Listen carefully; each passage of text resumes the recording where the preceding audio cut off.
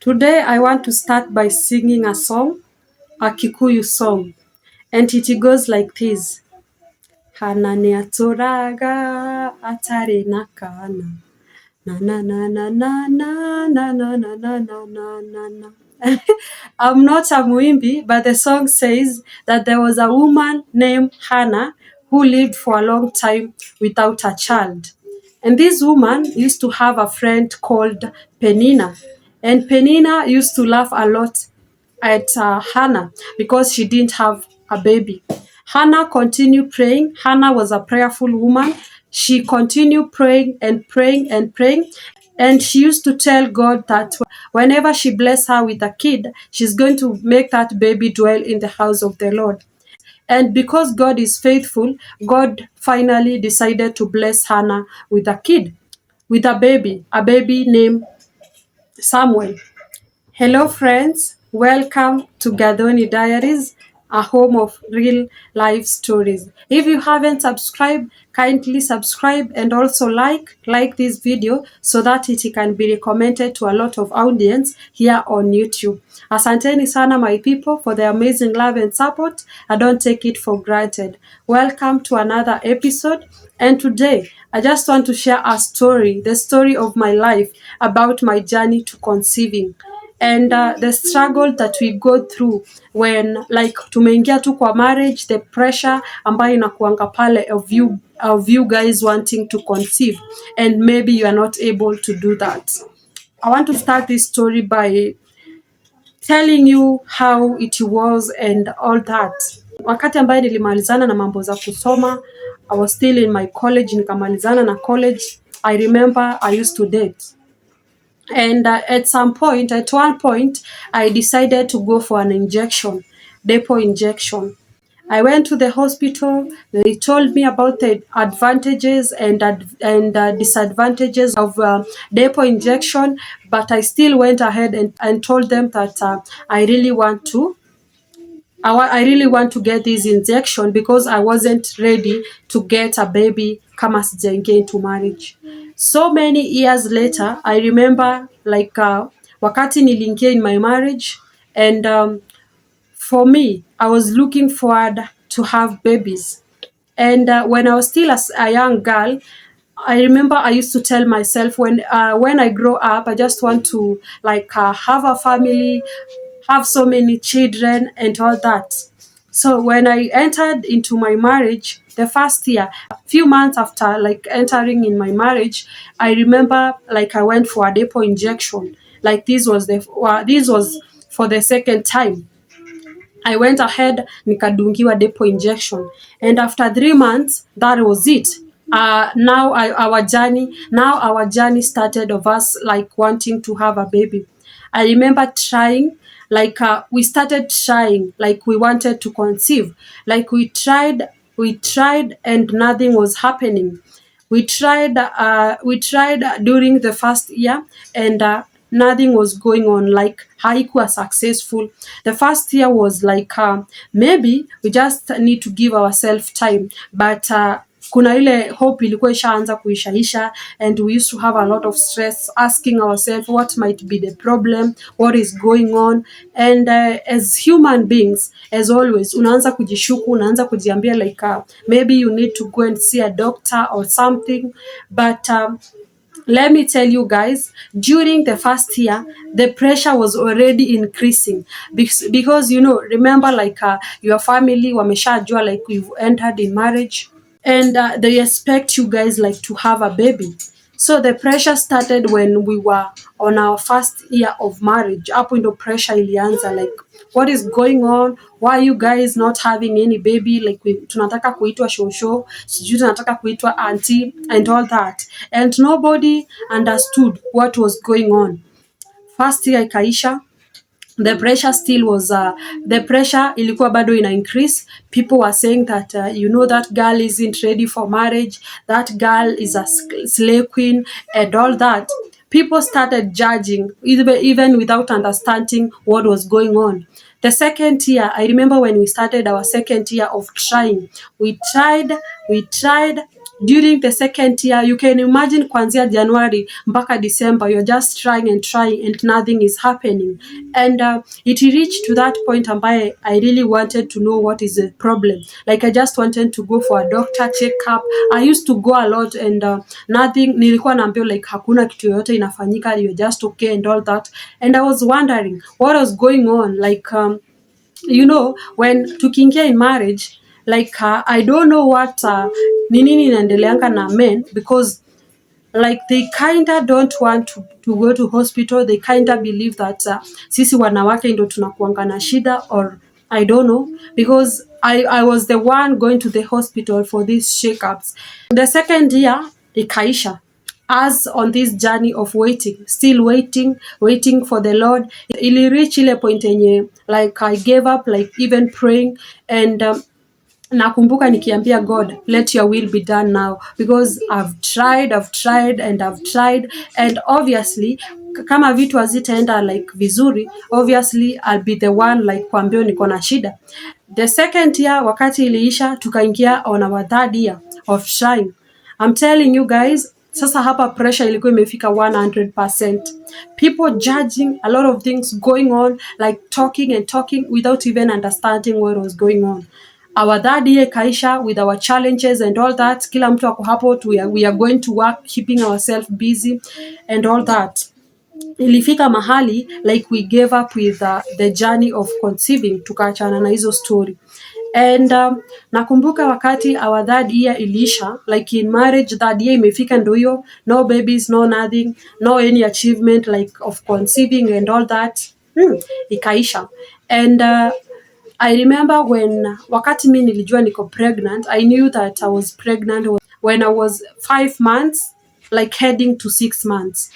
The whole time like my stomach ilikuwa flat, sikuwa na any signs, sikuwa na kutapika or nothing. I didn't have any sign, any pregnancy sign during that whole 5 months, because I was so stressed. Like nilikuwa nisha give up, akili yangu ilikuwa ishatoka like mambo na conceiving and all that. And I remember ndo nikam kujua like I'm pregnant. I knew when I was nikwe kazini.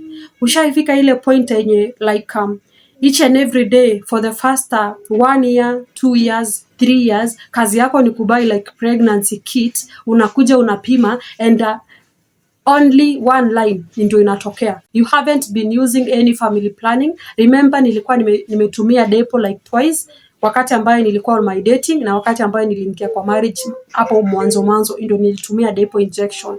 And all along nilikuwa na buy pregnancy kit because of being hiyo uko eagerly like you really want this thing. Like nilikuwa na buy pregnancy kit like we pima each and every day, and disappointments ilikuwa imefika point yenye sasa hatukuwa hata tunataka kuona hizo vitu, hata hatukuwa tunataka kujaribu, because we were used to this one answer, this one line like appearing each and every time. Wakati ambaye I knew I was pregnant, nilijua wakati ambao nilikuwa kazini. I started like hating some clients for no reason. And I remember a friend of mine asking me, ama Gadhoni uko pregnant? And I was like, nasema nini? I'm not. Siwezi kuwa niko pregnant because this thing nimejaribu for so long and mi nisha give up na hii maneno. Mungu akiamua kunibariki ni sawa. The friend insist, akaniambia no, we really need to go to a chemist and buy that pregnancy kit. Niende nikapime na wewe because venye una behave, venye umeanza hata kuchukia watu. Back then I was working on a spa. Venye umeanza hata utaki kutengeneza watu, there must be something. Ilikuwa like masaa ya mchana. I went ahead with this friend of mine, nikaenda nikabuy pregnancy kit. Akanipeleka mpaka kwa chemist, nikabuy the pregnancy kit. The funniest thing, I didn't go with her into that washroom to like kupima the pregnancy. Niliingia hapo peke yangu. Nikaenda like nikapima and I was there waiting for results. Ushai like kuwa that umezoea to one thing, like umezoea to that one answer until when that miracle happens, like hauamini kama ni ukweli. I remember I was there like waiting, nikaona line ya kwanza imetokea, nikaona line ya pili imetokea. I was like, oh no, hiezi kuwa ni ukweli, ni uongo hii. I went ahead, nikaenda nikanunua another pregnancy kit. nikapima, nikanunua kama 3, nikapima, zote zilikuwa zinatokea like 2 lines, 2 lines, 2 lines. I couldn't believe my eyes. Let me tell you guys, nikaanza kupiga picha. Nikapiga picha because ilikuwa in the afternoon. Nikapiga picha, nikatumia my husband kwa WhatsApp, akaniambia it's a lie. That's a prank. Lazima ni prank, una ni prank hapa. And I told him that is not a prank, is the truth. And he couldn't believe. Nikamwambia wacha nimalizane, nikimaliza kazi nitakaa mtupime tena jioni. Wakati ambaye nilijulia kazini, let me tell you guys, I was so happy. I even remember crying in that washroom, telling God thank you for answering our prayers. Finally the pressure itaenda chini, like finally hii mambo yote itafika mwisho. Nikakuwa very happy, started saying thank you to God, and I went ahead and nikapelekea my friend the kit. Akaniambia, you see, God is so faithful. You see, when you ulikuwa na behave hivi, I knew that Mungu lazima akuwa amekukumbuka. And that was it. Wakati nilitokea kazi, akuja again, hakuna hata kitu yenye tulifanya. Tulifika tu kwa nyumba hivi, the first thing ni kwenda again na kupima the pregnancy. We go ahead, tukapima our pregnancy, and ikatokea the same 2 lines. And we were so happy. And I remember us crying there like babies, like telling God, thank you for this miracle. Thank you. We don't know how it happened, but thank you for like answering our prayers. Tukamalizana na that day, and I remember hata sikukaa sana. The same week I started my clinic journey and all that. It was a journey like the moment ambayo nilijua niko pregnant, hapo ndio challenges zilianza. Nikaanza kuishiwa na damu, nikaanza kuwa na a lot of challenges during that pregnancy, because the first 5 months sikuwahi kuwa na any sign of pregnancy, sikuwahi hata gonjeka, sikuwahi fanya anything. But the moment I knew I was pregnant, that is when I started my journey with fighting like for my life and my baby's life on my stomach. Like that is when the journey started. And nikapambana, and I remember because I knew I was pregnant, nikielekea 6 months pregnant. I remember wakati ambaye nilijua tu niko pregnant, that first week, yeah, the devil wanga achoki like kujaribu watu. That same week I remember like my parent had issues, serious issues ambaye ilifanya like even my dad was taken to jail. And remember, because I'm that first daughter in the family, I'm the one to carry now the responsibility. I'm the one to know what happened, nini nilifanyika ndio mkafikishana huku and all that. And it was so stressful for me. I didn't want to tell my parents what is going on in my life. Sikuwa nataka kuambia like I'm carrying a baby or something, because all along katumbo kangu kalikuwa too flat. If I have a picture, ntawekea hapa kando. My stomach started popping wakati nilikuwa naenda kumalizia 8 month 9 month, hapo ndio sasa tumbo yangu ilianza like kukua popping. Hapo ndio watu walijua like I'm pregnant. And it was a journey full of challenges. I stayed there for like a month, 1 month and something. And hiyo kitu ilikuwa inanipea stress sana. And to a moment ambaye I didn't know how I survived. Sikujua venye nilisurvive during my pregnancy. Well, I had to cut my video, go deal with my baby. Shooting and motherhood and content creation is not for the weak. But anyway, we continue moving. I was saying that my parent had issue, and to a moment I didn't know how I survived during my pregnancy. Because I remember wakati ambaye nilijua like I'm pregnant, nikielekea 6 months, sikuwahi sikia mtoto akicheza, sikuwahi sikia anything. But in a way, nilikuwa naenda clinic na naambiwa mambo yote iko sawa, but sikuwahi sikia any movement. Nilikam kusikia like movement ya mtoto wakati ambaye nilikuwa namalizia my pregnancy, wakati ambaye nilikuwa like 8 months. Hapo ndio ma stress zangu zilianza kupungua kidogo, because kukuwa na stress na pregnancy ni kama ni vitu mbili haziandamani. But I thank God because we survived during our pregnancy. Kitu ambayo ilikuwa inanipatia amani sana, it is listening to music, cool music. Nakumbuka nilikuwa najiwekea like earphones, nasikiza muziki and all that.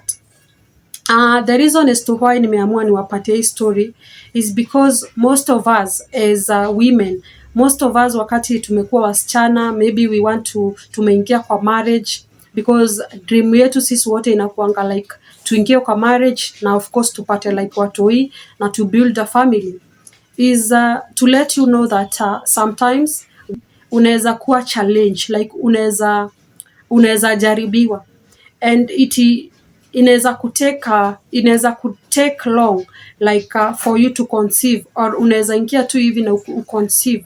Yote it is by kwa mipango ya Mungu.